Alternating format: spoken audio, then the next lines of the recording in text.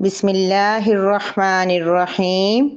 کیفا کیسے، یہدی ہدایت دے گا، اللہ اللہ، قومن ایسی قوم کو، کفرو جنہوں نے کفر کیا، بعد بعد ایمانہم اپنے ایمان لانے کے، وشہدو اور حالانکہ وہ گواہی بھی دے چکے کہ انا بے شک الرسول رسول حق ہے، واو اور جاء آ چکی ہم ان کے پاس البینات واضح نشانیاں، واللہ اور اللہ تعالیٰ لا نہیں، یہدی وہ ہدایت دیتا، القوم ایسی قوم کو، القوم ایسی قوم کو، الظالمین جو ظالم ہیں۔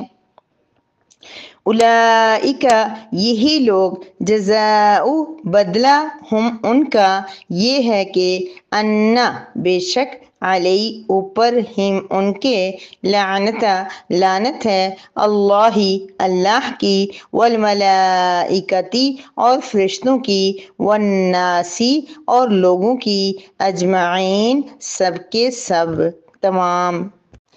کیف یہدی اللہ قوما کفروا بعد ایمانہم، اللہ ایسے لوگوں کو کیسے ہدایت دے گا جنہوں نے ایمان حاصل کرنے کے بعد دوبارہ کفر کو اختیار کر لیا، وشہدوا ان الرسول حق اور انہوں نے یہ بھی گواہی دے دی تھی کہ رسول محمد صلی اللہ علیہ وسلم حق پر ہیں، وجاءہم البینات اور ان کے پاس واضح نشانیاں بھی آ چکی تھیں، واللہ لا یہدی القوم الظالمین اللہ پاک ایسے ظالم لوگوں کو ہدایت نہیں دیتا۔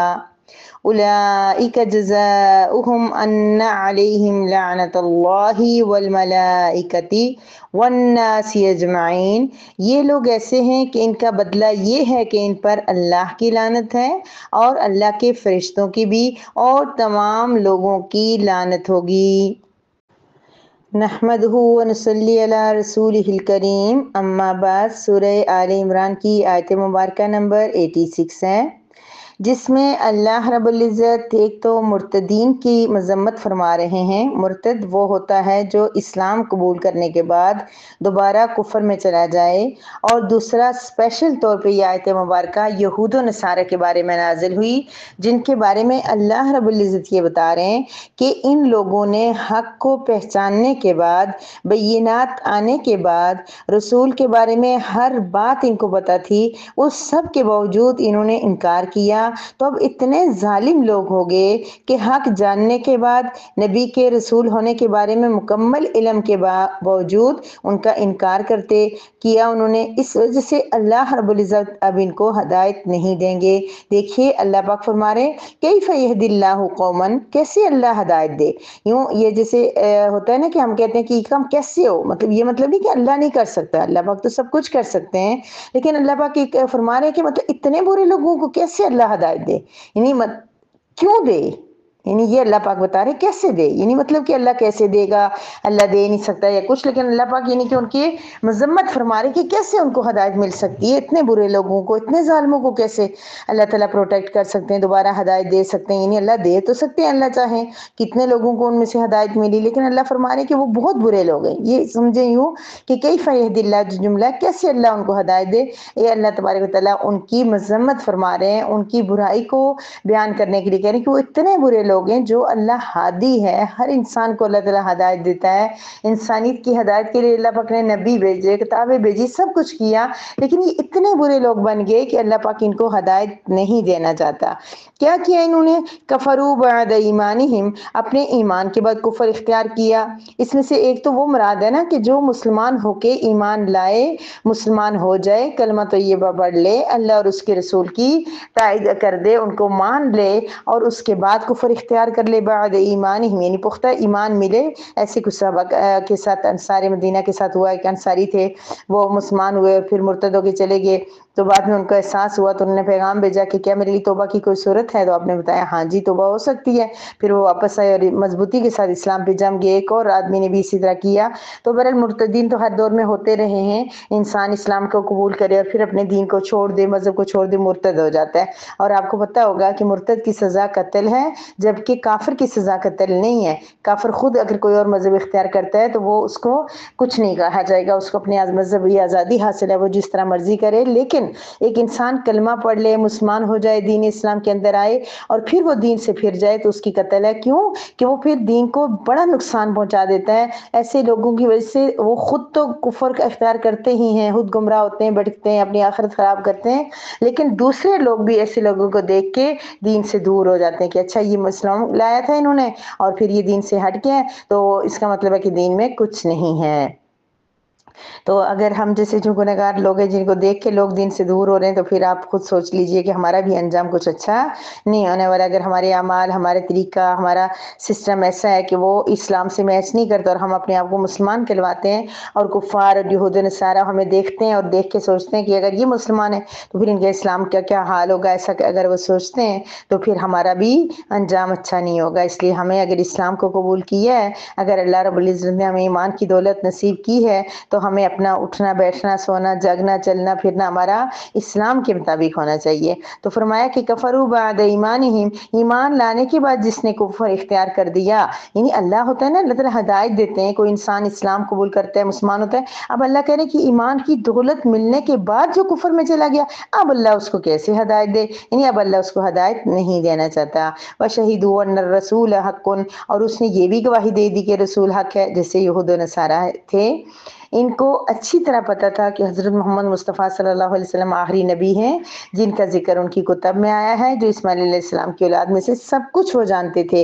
उनको पता था ये सच हैं, हक़ हैं। वो अपनी निजी महफ़िलों में इसका इकरार भी करते थे, बातें भी करते थे, ये तो रसूल आ गया है, अब हमारी इजारादारी ख़त्म हो जाएगी, अब हमारा इस सिस्टम चेंज हो जाएगा।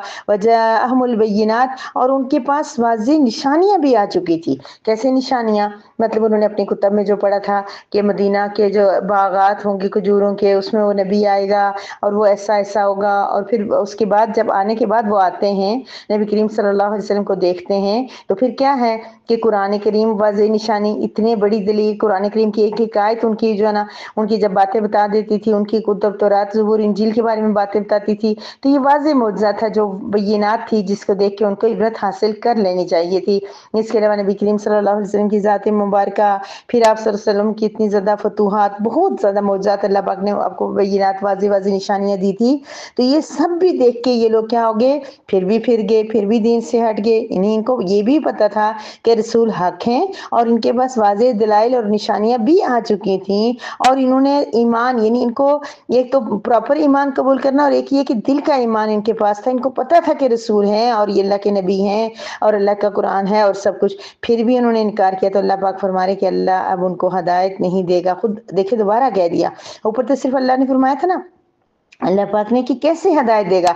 अब अल्लाह फरमा रहे वल्लाहु ला यहदिल कौमज़ ज़ालिमीन, अल्लाह पाक ज़ालिमों की कौम को हिदायत नहीं देता। यानी जब इन लोगों ने जानते बूझते नबी करीम सल्लल्लाहु अलैहि वसल्लम को नहीं माना, कुरान करीम को नहीं माना, अल्लाह रब्बुल इज़्ज़त को ईमान का दावा नहीं किया, मुसलमान होने का ऐलान नहीं किया, तो ये लोग ज़ालिम हो गए हैं और ज़ालिमों को अल्लाह हिदायत नहीं देता। याद रखिए मेरी प्यारी बहनों, जुल्म की बहुत सारी शक्लें होती हैं। हमने भी किसी किस्म के ज़ालिमीन में शुमार नहीं होना, क्योंकि अल्लाह रब्बुल इज़्ज़त का कलाम हम पढ़ रहे हैं, हम सुन रहे हैं कि अल्लाह पाक ने इस आयत मुबारक के अंदर कहा है कि वल्लाहु ला यहदिल कौमज़ ज़ालिमीन, ज़ालिमों की कौम को अल्लाह हिदायत नहीं देता। तो ये ज़ालिम हों जिन्होंने अल्लाह की कुरान और सब कुछ बय्यिनात देखने के बावजूद ईमान नहीं लाया, या वो ज़ालिम हों कि जो जिस चीज़ का हक होता है उसको वो अदा ना करें। क्योंकि हमेशा कहती हूँ कि ज़ालिम की डेफिनेशन ये है कि जो जिसका हक है, असातिज़ा का जो हक है उनको ना देना, वालिदैन का जो हक है उनको ना देना, औलाद का जो हक है उनको ना देना पूरा, हस्बैंड का जो हक है उसको ना देना, दीन का जो हक है उसको ना देना, अल्लाह रब्बुल इज़्ज़त की जो हुकूक हमारे ऊपर है उनको ना पूरा करना, आक़ाए दो जहां हज़रत मोहम्मद सल्लल्लाहु अलैहि वसल्लम के जो हुकूक है उनको पूरा ना करना। कोई भी चीज़ करने वाले ज़ालिम हो जाएंगे, जितना जिसका हक है वो अदा ना करें। तो मेरी प्यारी बहनों, अगर हमने ऐसे कोई जो ज़्यादती जुल्म कर लिया, या हम जो ज़बान में ज़ालिम कहते हैं, हम कहते हैं कोई किसी के साथ किसी को टीज़ करे, कोई किसी को کو تکلیف دے, کسی کو مارے, کچھ تو اس کو ہم ظالم کہتے ہیں. تو ایسے سب ظالموں کو اللہ ہدایت نہیں دے گا. ہم جس ڈکشنری میں بھی جو ہمیں ظالم کی ڈیفینیشن آتی ہے اس کے مطابق ہم اپنا ذہن بنا لیں کہ ہم نے وہ ظالم نہیں بننا. اگر کوئی ایک دوسرے سے لڑائی کرے, دوسرا کہ آپ بہت ظلم کرتی ہو, آپ بہت ظالم ہو, آپ بہت بری ہو, تو یہ بھی ہمیں ورڈ دوسروں کی زبان سے نہیں نکلوانا اپنے لیے. کہ کوئی ہمارا بہن بھائی, ہمارا دوست کوئی ہمیں کہے کہ تم بہت ظالم ہو, ایسا ہم نے کوئی کبھی رویہ کوئی بیہیویئر نہیں کرنا کہ کوئی ہمیں ظالم کہنے پہ مجبور ہو, کیونکہ اللہ تعالیٰ ہدایت نہیں دیتا ظالم قوم کو. سو ہمیں کسی قسم کے ظلم کا حصہ نہیں بننا. اولئک جزاؤہم ان علیہم لعنت اللہ والملائکۃ والناس اجمعین. یہ اللہ رب العزت, یہ اوپر والے جو ظالم تھے جنہوں نے ایمان لانے کے بعد کفر کو اختیار کیا تھا, جنہوں نے نبی کریم صلی اللہ علیہ وسلم کے حق پہ ہونے کے باوجود اور یہ جاننے کے باوجود کہ نبی کریم صلی اللہ علیہ وسلم حق پر ہیں اور بینات کے آنے کے باوجود اللہ اور اس کے رسول کو نہیں مانا, اقرار نہیں کیا, یا کرنے کے بعد بھی وہ منکر ہو گئے, مرتد ہو گئے, دین سے ہٹ گئے, تو ایسے لوگوں کی سزا یہ ہے کہ ان پر اللہ کی بھی لعنت, فرشتوں کی بھی لعنت اور تمام لوگوں کی لعنت. اللہ رب العزت کی لعنت ہی کتنی بڑی پھٹکار ہے. پھر فرشتے جو معصوم عن الخطا ہیں ان کی لعنت, والناس اجمعین, تمام لوگوں کی. تمام لوگوں کے اندر آپ کو پتہ ہے کیسے کیسے نیک, کیسے برگزیدہ لوگ بھی ہوتے ہیں, صحابہ, انبیاء, کیا کچھ ہے, تو ان سب کی بھی ان پر لعنت ہوتی ہے. لعنت کا مطلب کیا ہے کہ پھٹکار, اللہ کی طرف, اللہ سے کی رحمت سے دوری. لعنت کا ایک اسپیسیفک معنی یہ ہے کہ اللہ کی رحمت سے دوری. تو گویا کہ ایسا کرنے والے لوگ کیا ہوتے ہیں, اللہ رب العزت کی رحمت سے دور ہو جاتے ہیں. اللہ بھی ان پر لعنت فرماتے ہیں, فرشتے بھی اور انسان بھی. یعنی کہتے ہیں کہ دھتکارتے ہیں ان کو اور کہتے ہیں کہ تمہیں پر اللہ کی رحمت سے دوری ہو, تم اللہ کی رحمت سے دور ہو جاؤ. اللہ رب العزت ہمیں کسی قسم کا ورڈ, کسی قسم کی وضاحت جو ہم قرآن کریم میں پڑھیں, اللہ رب العزت کا جو میسیج ہم تک پہنچ جائے, اللہ رب العزت کا جو میسیج ہم سمجھ لیں, اس کے مطابق اللہ تبارک و تعالی ہمیں عمل کرنے کی توفیق عطا فرمائے. اور کوئی ایسا میسیج جو ہم جان چکے, ہم سمجھ چکے, اس کے خلاف اللہ رب العزت کرنے سے ہمیں ہمیشہ محفوظ رکھے, ہمیں بچائے. وآخر دعوانا ان الحمد للہ رب العالمین.